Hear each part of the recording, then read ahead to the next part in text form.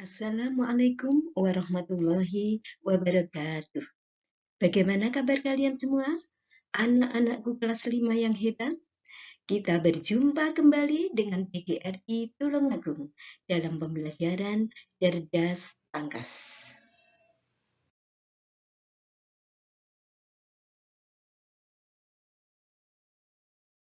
Pada pertemuan kali ini, kita akan membahas tema 2, udara bersih bagi kesehatan, subtema 3, memelihara kesehatan organ pernapasan manusia, pembelajaran 3. Pada pembelajaran 3 ini ada 2 muatan yang akan kita bahas, yaitu muatan bahasa Indonesia dan IPS.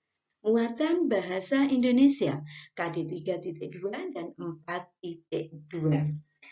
Pada bahasa kali ini, kita masih tetap akan belajar menggali informasi penting dari teks non-fiksi. Nah, untuk itu kalian harus membaca dulu teks yang berjudul Mendaur Ulang Sampah. Ada 3 paragraf yang harus kalian baca dengan seksama, sehingga kalian benar-benar memahami isi dari bacaan tersebut, mengetahui informasi-informasi yang ada pada teks tersebut. Ayo semua saja membaca teks yang berjudul Mendaur Ulang Sampah. Setelah kalian membaca teks yang berjudul Mendaur Ulang Sampah, buatlah pertanyaan, galilah informasi dengan berpedoman pada pertanyaan berikut. Pertanyaan apa, siapa, di mana, bagaimana, dan mengapa. Setelah itu tuliskan juga jawabannya. Jawabannya harus ada di teks yang telah kalian baca tadi. Selanjutnya kita bahas ayo berlatih. Ayo mengerjakan soal-soal berikut ini dengan benar. Bacalah teks yang berjudul Mendaur Ulang Sampah untuk menjawab soal-soal berikut. 1. Sampah pun menggunung dan berserakan karena tidak ada yang berusaha mengurus dan mengelolanya. Berdasarkan bacaan, sampah tersebut disebut sampah A. Basah, B. Kering, C. Daur ulang, D. Liar. Jawaban yang betul adalah D. Liar. 2. Sampah plastik dapat didaur ulang menjadi barang baru. 3. Bekas botol minuman yang telah dipakai dapat kita manfaatkan kembali untuk penghijauan lingkungan, yaitu dijadikan pot untuk menanam bunga. 4. Kata tanya yang tepat untuk menanyakan informasi yang ada di paragraf 2 adalah mengapa. 5. Sebutkan sampah apa saja yang dapat didaur ulang berdasarkan bacaan tersebut dan diubah dalam bentuk apakah sampah tersebut. Berdasarkan bacaan, sampah yang bisa didaur ulang adalah botol-botol bekas. Dihancurkan lalu dicetak menjadi botol-botol baru, atau botol dicat dan dilukis sehingga menjadi benda-benda pajangan yang menarik di ruang tamu. Juga kertas bekas didaur ulang menjadi tisu toilet atau kertas tulis dengan kualitas rendah.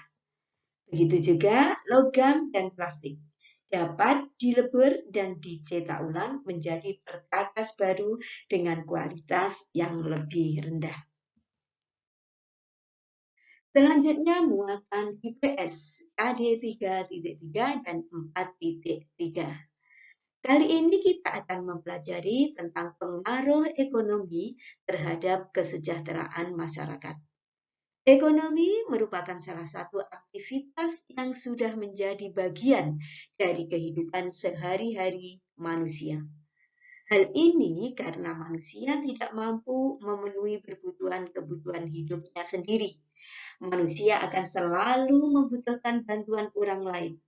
Untuk itu, kegiatan ekonomi hadir untuk memenuhi kebutuhan manusia yang tidak terbatas. Kegiatan ekonomi terdiri dari produksi, distribusi, dan konsumsi. Ketiga kegiatan ini merupakan satu kesatuan yang tidak bisa dipisahkan. Ini karena ketiganya saling mempengaruhi antar satu sama lain. Apabila salah satu kegiatan ekonomi terhambat, hal tersebut dapat mempengaruhi kegiatan ekonomi lainnya. Kegiatan produksi merupakan segala kegiatan yang bertujuan untuk membuat, menghasilkan, atau menciptakan suatu barang. Sementara itu, distribusi adalah kegiatan menyebarkan atau membagikan barang yang dihasilkan dari kegiatan produksi. Konsumsi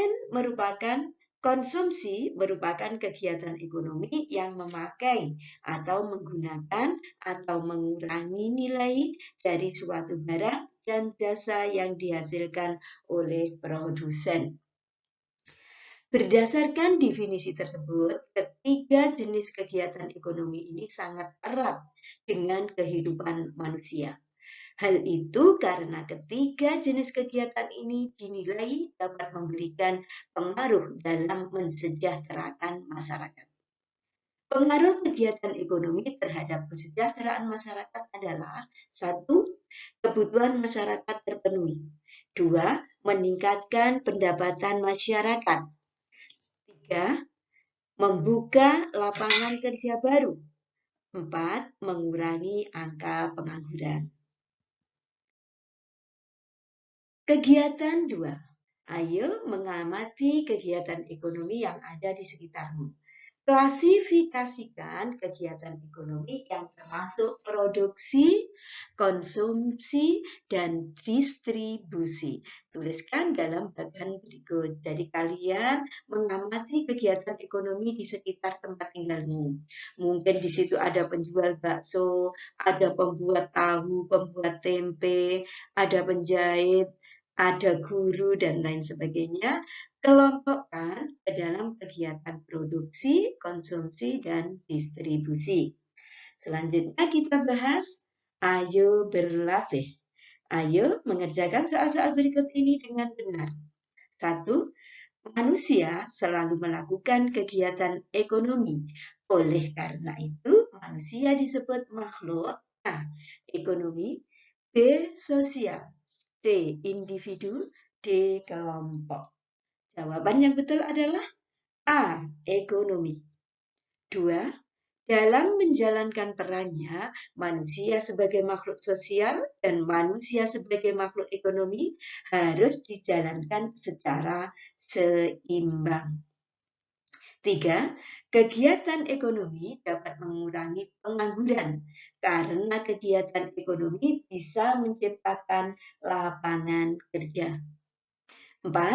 Usaha pembuatan tahu, tempe merupakan jenis usaha di bidang produksi. 5. Apa pengaruh kegiatan ekonomi terhadap kesejahteraan masyarakat? Pengaruh ekonomi terhadap kesejahteraan masyarakat adalah bisa memenuhi kebutuhan hidupnya, menciptakan lapangan kerja baru, menghasilkan uang yang bisa digunakan untuk memenuhi kebutuhan hidupnya. Demikian tadi pembahasan tema 2, subtema 3, pembelajaran 3. Semoga bermanfaat. Terima kasih. Sampai jumpa di video pembelajaran berikutnya. Saya akhiri. Wassalamualaikum warahmatullahi wabarakatuh.